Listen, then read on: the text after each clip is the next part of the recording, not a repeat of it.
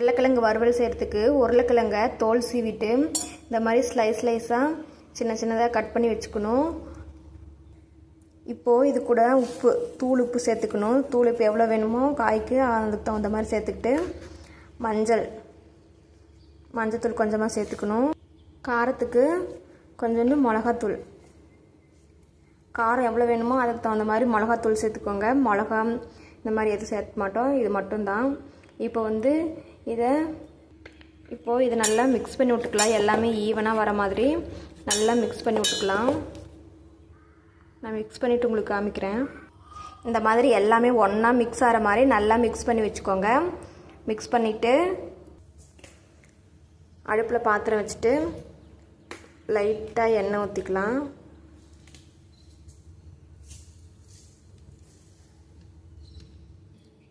எண்ணெய் நல்லா காஞ்சிடுச்சு. இப்போ கடுகு போட்டுக்கலாம்.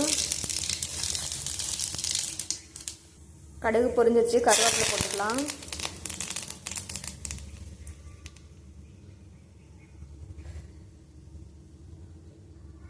கருவேப்பிலை பொரிஞ்சோடனே மிக்ஸ் பண்ணியிருக்க வச்ச உருளைக்கிழங்கு போட்டுக்கலாம்.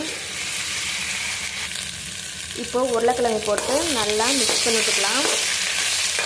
இதில் இப்போது தண்ணி மசாலா எதுவுமே இப்போ சேர்க்கக்கூடாது கிடையாது, அதெல்லாம் ஏற்கனவே சேர்த்தாச்சு. தண்ணி சேர்க்காம அப்பப்போ கருவிட்டு மூடி வச்சுக்கலாம். அடுத்து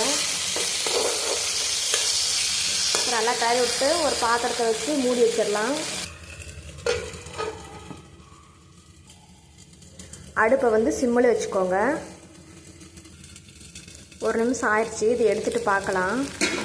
பாருங்கள் எப்படி இருக்குன்னு. இதை அப்பப்போ கிளறி விட்டுக்கணும்.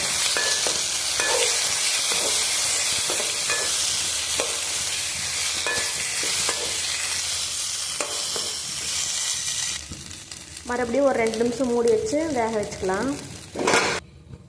2 நிமிஷம் ஆயிடுச்சு. இப்போ ஓப்பன் பண்ணி பார்க்கலாம். பாருங்கள் நல்லா வெந்திருக்கு, பார்க்குறதுக்கே அழகாக இருக்குது. கிளறி விட்டுக்கலாம்.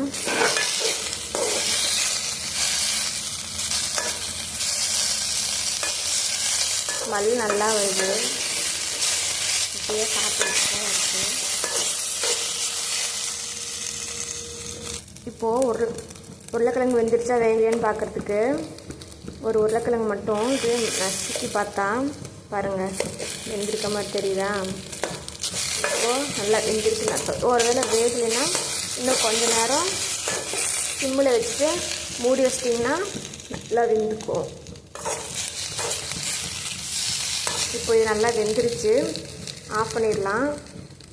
கொஞ்சம் கூட தண்ணி ஊற்ற தேவையில்லை, எதுவுமே போட தேவையில்லை. மஞ்சத்தூள், உப்பு, மிளகாத்தூள் மட்டும் இருந்தால் போதும். ஈஸியாக சாப்பாடு தொட்டுக்கிறதுக்கு உருளைக்கிழங்கு வறுவல் ரெடி ஆகிடுச்சு. நீங்களும் செஞ்சு பாருங்கள். செஞ்சு பார்த்து டேஸ்ட் எப்படி இருக்குன்னு கமெண்ட் பண்ணுங்கள். பிடிச்சிருந்தா சப்ஸ்கிரைப் பண்ணுங்கள்.